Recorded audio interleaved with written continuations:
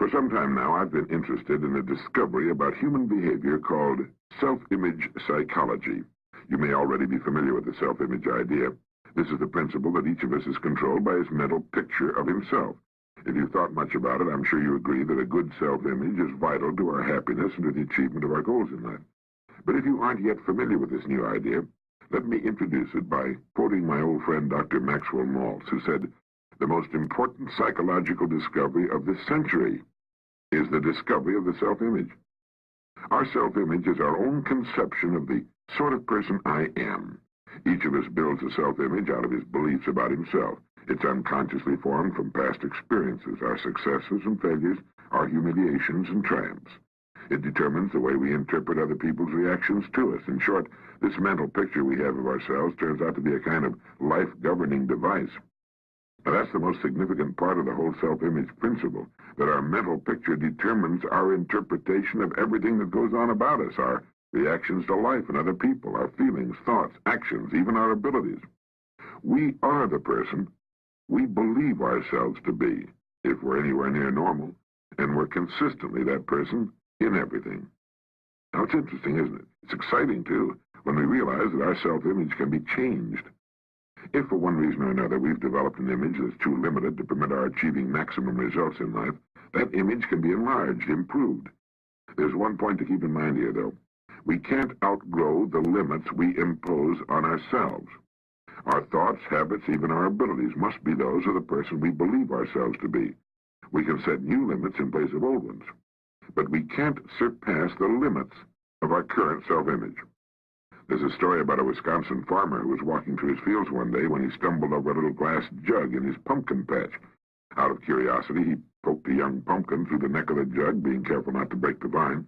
Then he placed his little experiment back on the ground and walked away. When harvest time came, the farmer was working his way down a row of big ripe pumpkins when he again came upon the glass jug. But this time it looked different. Picking it up, he discovered that the young pumpkin he had poked inside now completely filled its glass prison. Having no more room, it had stopped growing. The farmer broke the jug and held in his hand a runt pumpkin, less than half the size of all the other pumpkins and exactly the shape of the jug. Well, people aren't pumpkins, but our self-image is something like that jug. It determines the size and kind of person we become.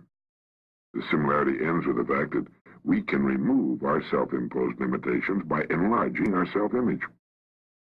We form a mental picture of ourselves through experience, and we can change that picture the same way, through experience. If the actual experience we need is not available to us, we can, according to self-image psychology, create that experience synthetically.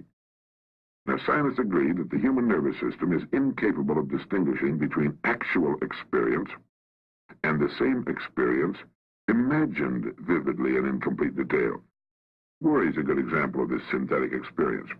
When a person worries about something, he projects himself mentally, emotionally, even physically, into a situation that hasn't even occurred. The man who worries intensely about, well, say, failure, finds himself experiencing the same reactions that accompany actual failure, feelings of anxiety, inadequacy, and humiliation, and eventually headaches and an upset stomach. As far as his mind and body are concerned, he has failed, and if he worries about it long enough, if he concentrates on failure intensely enough, he will upset himself to the extent that he will fail, and he'll get sick.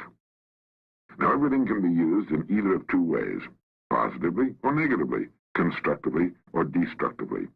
Worry is the negative use of creative imagination. It's a negative synthetic experience. But most people apparently never realize that positive results, just as real as the negative results of worry, can be achieved through using our imagination constructively. Our minds are complex and marvelous, but like electronic computers, they can only act on the data we feed them. The man who worries about failure is unwittingly defeating himself. He's feeding his mind the wrong data.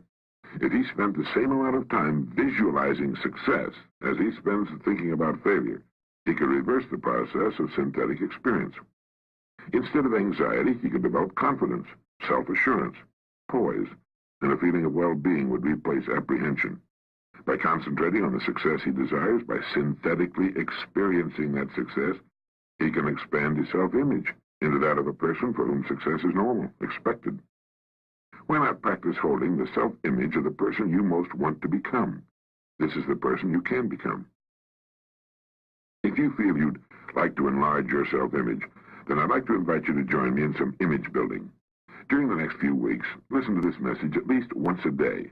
This way you'll firmly implant in your mind the concept of the self-image. Use your spare moments to concentrate on your goals and the greater success you seek. Analyze your past successes and formulate ways your success can be increased in the future. While on the way to work, between appointments, while waiting to see a client, these are all excellent times for directing your attention to positive, constructive thoughts. Put more into the positive use of your imagination than you ever put into its negative use, worry. You're merely reversing the same creative process. Now it's working for you instead of against you. Now, since the mind works best when we feed it only one set of instructions, do not worry if you can help it during the course of this exercise. Your creative imagination can enlarge your self-image appreciably in just 3 weeks, and it will if you just let it. Nobody pokes us into glass prisons beyond which we can't grow, but all too often, almost unknowingly, we set unnecessary limits for ourselves by holding a self-image that's restricted, inadequate for the full realization of our potentialities. Each of us is, at this moment, the product of all his thoughts and experiences and environment up to this point. Through thought, we can control to an almost unbelievable degree both our experience and our environment from here on. Whether or not we choose to direct our own course through life is entirely up to us. The important thing is to know that it can be done. This is Earl Nightingale, and thank you.